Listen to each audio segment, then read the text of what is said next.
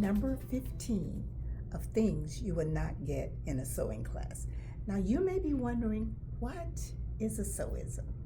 A sewism is sewing wisdom. It's practical knowledge about sewing that we don't really give a whole lot of thought to, but in reality, they really do make a difference in our sewing journey. So today I want to share with you sewism number 15, which is the math in sewing. If your kiddos are struggling in math, I suggest you get them into a sewing class. They will experience everything they're learning in a math class in real time, while all the while learning a very useful life skill. Now, when I was going to school and we had to take math, I really didn't like it, but I learned it or memorized it because I wanted to get good grades. I used my fingers for adding and subtraction, and we memorized the multiplication table. So there was a lot of memorizations, but a lot less connection to real life. So I learned it anyway, but it didn't really connect with me until I began to sew, realizing that measurements and all of these things were critical to getting a quality garment.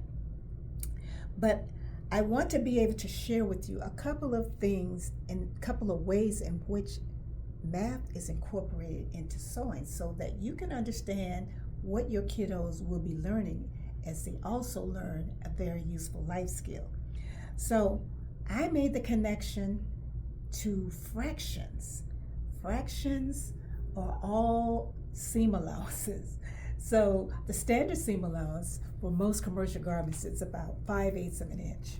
Now for the industry, for those who make patterns, it's a 1/2 inch. But you can also reduce or increase your seam allowances as small as 1/4 inch.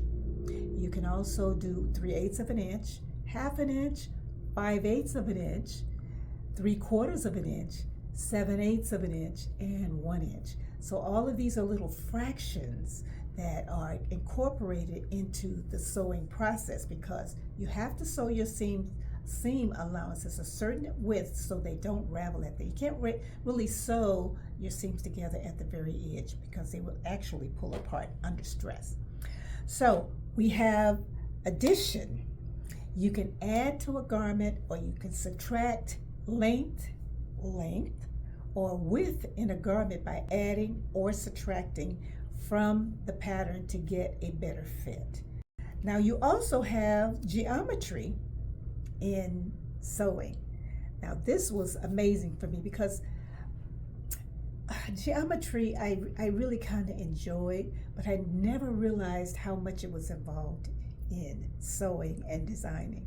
So you have parallel lines, and I never really understand them, like two lines that don't never connect, but I do understand it in sewing. But you have squares and circles and semicircles, and you have triangles and rectangles and all kind of, creative things, especially for designers. They use a lot of geometry in their designing. So you also have measurements. You got tape measurements, you got rulers, you got L squares, which is like a 90-degree angles. You got all of these things incorporated into fashion, designing, and sewing. Whichever one you are interested in, you're gonna get math. So that's what I wanted to share with you to let you know that your child can learn a very useful skill by adding math and sewing together. So if you want your kids to learn how to do math in real time, I say you get your kiddos into a sewing class because math is everywhere, but it's good to learn it where you enjoy it. So get them into a sewing class so that they will be able to create something in real time and enjoy what they do. That is all I have for you today. I will see you in the next video. Bye for now.